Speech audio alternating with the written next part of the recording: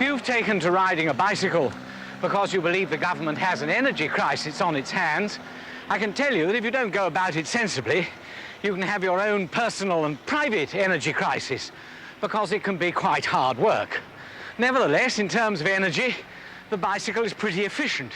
It's a bit difficult, actually, to equate the performance of a mechanical engine, a petrol engine or a steam engine, with that of the human body. But if you fall back on good scientific thinking like British thermal units, the bicycle ridden by me in terms of British thermal units per passenger mile is the best thing you can possibly get hold of. Not even a train full of people or somebody in a canoe is anything like as good. And of course, you don't have to use fuel that isn't available. The fuel for this is a medium-sized plate of banners and mash. And God help us, I hope that's going to be available for a bit longer.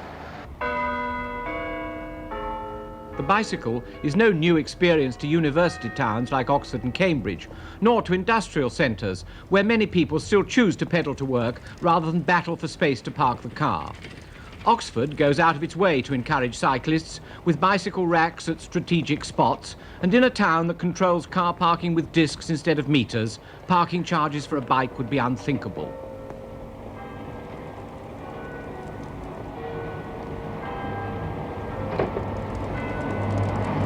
The bicycle industry calculate that there are about 11 million machines on the road today, but sales are going up steadily.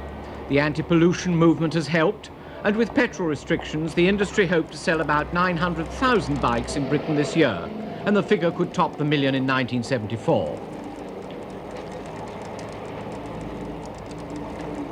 For all that, we're still a long way off the record sales figures of the good old days.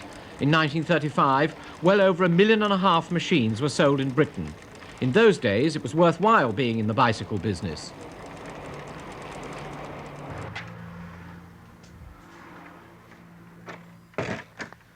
If you're going looking for a bicycle shop in the high street these days, you'll need to be something of a detective. For, as you can see, you start off in a toy shop and only find the bicycles later. This is quite common now.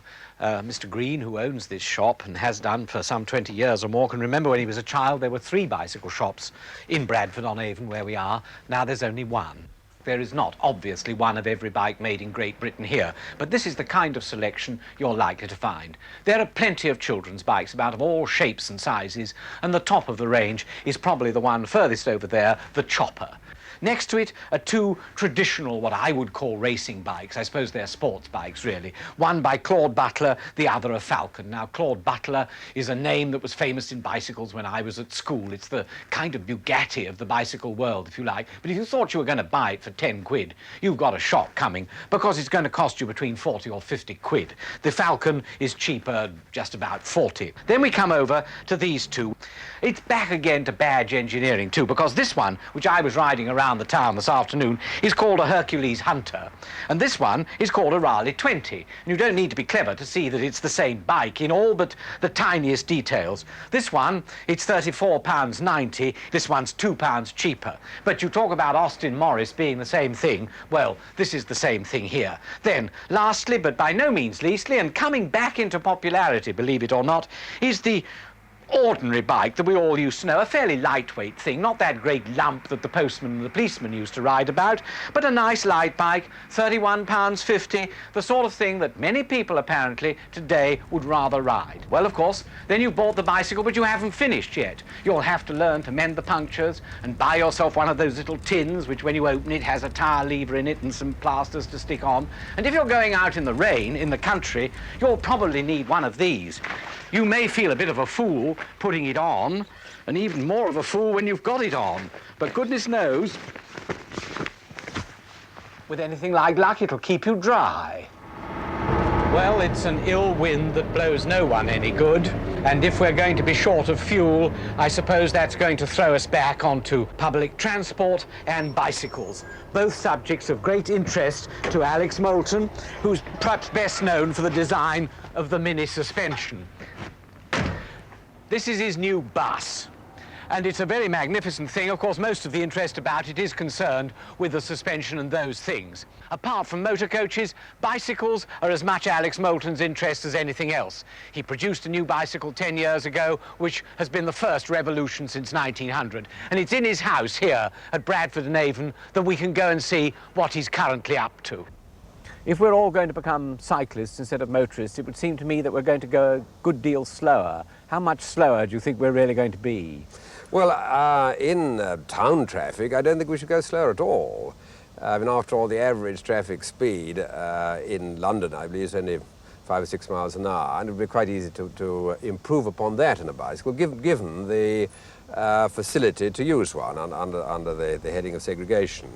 But of course, in the country, where, after all, it's most pleasing to use a bicycle, then I mean, I, for instance, can make 13 or 14 miles in the hour, and I don't consider myself a particularly strong cyclist.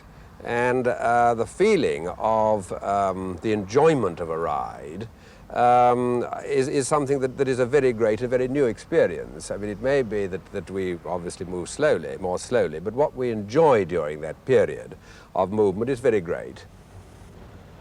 This is my own personal machine, which is represents the end of my design road on my sort of bicycle. It is demountable, it splits there, it's got a key under the saddle which commands that, so that it's fully demountable. It also has the derailleur gear, but in this case six gears, and a very small sprocket there of 9 teeth, and it has a double chain wheel here, and both to give in fact 12 gears, and the derailleur gear are commanded by that lever and that lever, and it has the suspension there on the front, and like the preceding bicycle, it's got high pressure tires which offer therefore little rolling resistance, and like its forebears, it has still the carrying capacity here for carrying luggage. This little feature, which is an experimental one, but it's like, it reminds one of the Citroen steering column, where the steering wheel, where it has a single spoke. It's a flattened tube, which is rather a pleasing, perhaps, appearance. And the final thing is that the pump is contained inside the seat pillar. How efficient is a human being on a machine like that? Well, it may be surprising to know, but when a human being is riding a bicycle, he is the most efficient transport system known to man. Efficient in what sense? Efficient in the sense of energy required per mile travelled. Well, this must be one of the pictures the oil sheikhs have been waiting to see, the Wheelbase team on a bicycle. But it's not really such a terrible experience. In fact, if the shortage of energy generally is going to lead many of us back to two wheels, then there's a lot of pleasure to be had out of it. But there's a lot of sense as well, because I can clearly see that not everybody wants to take up cycling as a hobby. Some people are still going to feel, well, I'll use the Bentley if I can get the petrol, but if I can't, it'll have to be a bicycle. Well, this is one of Alex Moulton's latest models, and of course, you don't have to dress up in any fancy clothes to go on it. You can go in your city suit. You don't need to wear bicycle clips and look like a strange man lurking in the bushes. You can just be an ordinary chap. On the other hand, if you want to take to cycling as a pleasure, it's quite possible that there'll be some sartorial changes.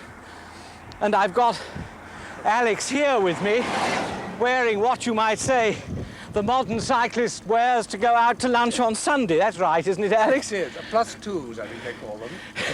I'm greatly helped, of course, by the fact that I have here a bicycle designer who can tell me what I should do to ride the thing. Now, Alex, for somebody who, like me, hasn't ridden a bicycle since they were at school, practically, what ought we to do if we're going back onto two wheels? Well, you're not doing badly, Michael. The main thing to do is to have your saddle not mounted, not set too low, otherwise your knees wouldn't open sufficiently. And the next thing to do is to gear yourself moderately, not hang on too much to a high gear, and go at a rhythm that you can maintain, not trying to drive yourself too hard. 6 years ago, the Institute of Directors started a big campaign to get middle-aged businessmen to ride bicycles because it would be good for their health. And Dr. Christopher Woodard was one of the people they consulted. He's written quite a lot about health and bicycles. Now, he comes up with some quite extraordinary ideas. One thing, it isn't going to be bad for your heart, because when you're sitting on a bicycle, on the saddle, you're not on your feet and weight. On the bike, your heart takes no weight. It simply looks after the exercise.